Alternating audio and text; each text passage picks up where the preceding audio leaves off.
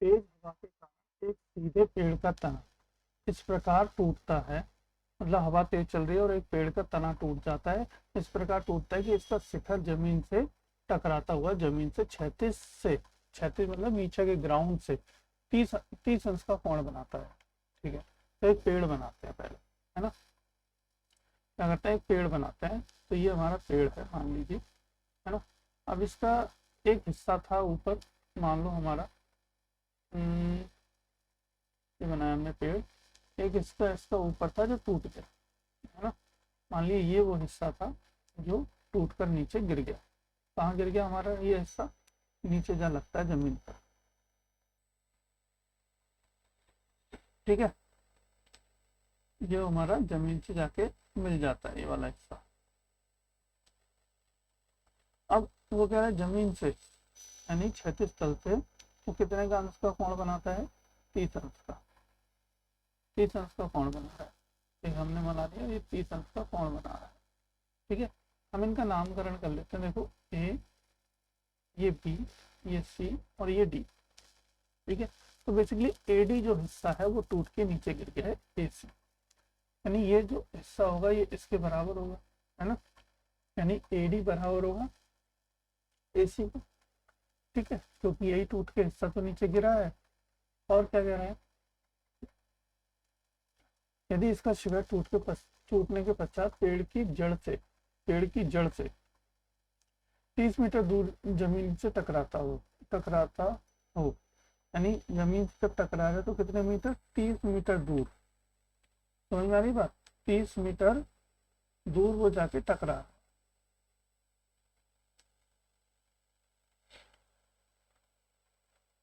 तो बताओ कि पेड़ की ऊंचाई क्या कितनी होगी।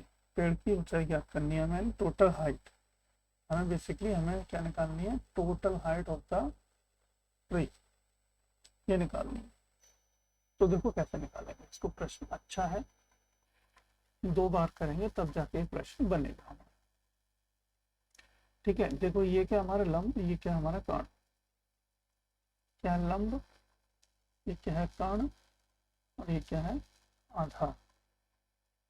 एक कोण के सामने वाले भुजा लंब, है ना, और 90 अंश के कोण के सामने वाले भुजा कर्ण, और शेष बची आधार। ठीक है, तो हम क्या करेंगे, पहले माना डी डी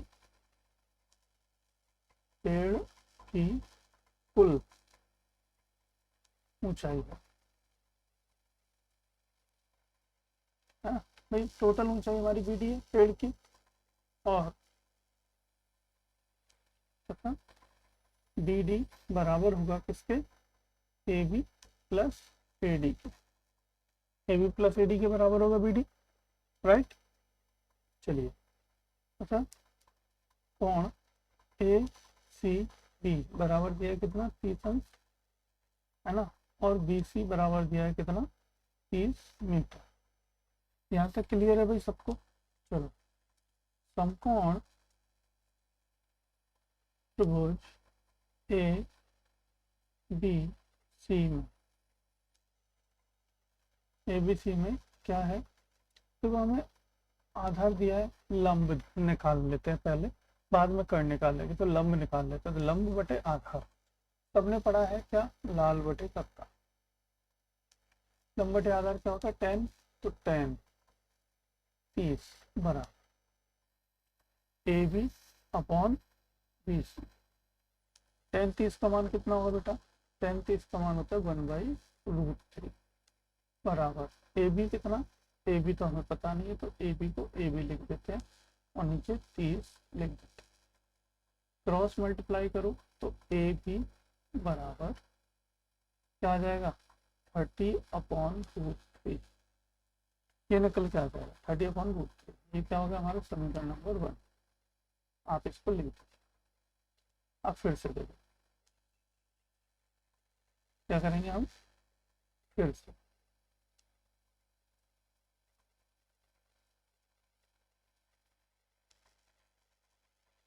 से समकोण त्रिभुज ए बी सी में अब ये काम जो हमने कर्ण के लिए किया यानी ए बी का मान निकाला यहाँ पे, यही काम हम कर्ण के लिए करेंगे। लंब के लिए जो किया वही काम कर्ण के लिए करेंगे। तो कर्ण बटे आधार या आधार बटे कर्ण कोई चीज ले लो, तो आधार बटे कर्ण ले लेते हैं। आधार बटे कर्ण क्या होता है, cos 30 बराबर आधार। आधार कितना है, BC बटे कर्ण कितना है, AC, है ना। अब cos 30 का मान कितना होता है, √3/2 होता है बराबर BC हमें पता है ना, कितना है 30 बटे AC हमें निकालना है। क्रॉस मल्टीप्लाई करेंगे बेटा तो AC का मान कितना निकल के आ जाएगा, 30 दूनी 60 और नीचे बटे में आ जाएगा √3। समीकरण नंबर 2, समीकरण 1 व 2, समीकरण 1 व 2 को जोड़ने पर, इन दोनों को जोड़ दें यानी कि AB plus AC, AB plus AC बराबर कितना हो गया भाई, 30 बटे √3 प्लस 60 बटे √3 बराबर, है ना, कितना हो गया, √3 नीचे एलसीएम आ गया, 30 और 60 90। और AB प्लस AC को हमने क्या लिखा ऊपर अभी, BD, क्योंकि हमारी कुल पेड़ की लंबाई BD, तो BD बराबर 90 बटे √3, यहाँ तक आ गया। अब BD बराबर क्या कर दो, क्रॉस मल्टीप्लाई कर दो ऊपर नीचे √3 का, तो 90√3 अपॉन 3, 3 से कट गया कितनी बार, 3 3 यानी 30 टाइम, कितनी बार कट गया, 30 बार कट गया। तो BD बराबर आ गया 30√3, दिस इज द आंसर। अगर देखो यहाँ तक मैच कराना है तो यहाँ तक मैच करा दो। अगर कहे कि भाई हमारी वैल्यू भी रखो √3 की, तो √3 की वैल्यू आपने रख दो क्या, √3 की वैल्यू रख दो 1.73, ठीक है, 1.73 √3 की वैल्यू रख के आप आंसर ला सकते हो, यानी कि BD बराबर 30 इंटू √3 की वैल्यू 1.73। अगर आप इन दोनों का मल्टीप्लाई करेंगे तो BD बराबर आ जाएगा कितना, 51.96, ठीक है, जो कि आपका बुक से मैच करता हुआ आंसर है। तो यहाँ कर दो या इसको कर दो, कोई दिक्कत नहीं है, आपको पूरे नंबर मिलेंगे। इतना कर दोगे तो भाई 100% पूरे नंबर मिलेंगे, कुछ भी नहीं काटेगा आपका एग्जाम में। तो कैसा लगा प्रश्न कमेंट कर जरूर बताइएगा बेटा। और ऐसे ही प्रश्नों को देखने के लिए यानी कि सॉल्यूशंस करने के लिए प्रैक्टिस कर लीजिए, सब्सक्राइब कर लीजिए सबसे अच्छा किसको, मॉड्यूलेशन स्टडी क्लासेस के इस चैनल को, जिस पर आपको मिलेंगे ढेर सारे सॉल्यूशन, त्रिकोणमिति से संबंधित ही नहीं बाकी पूरी किताब के सॉल्यूशन जल्द ही आएंगे। ठीक है, मिलते रहेंगे, जारी रहेंगे, शेयर कर दीजिए, सब्सक्राइब कर दीजिए।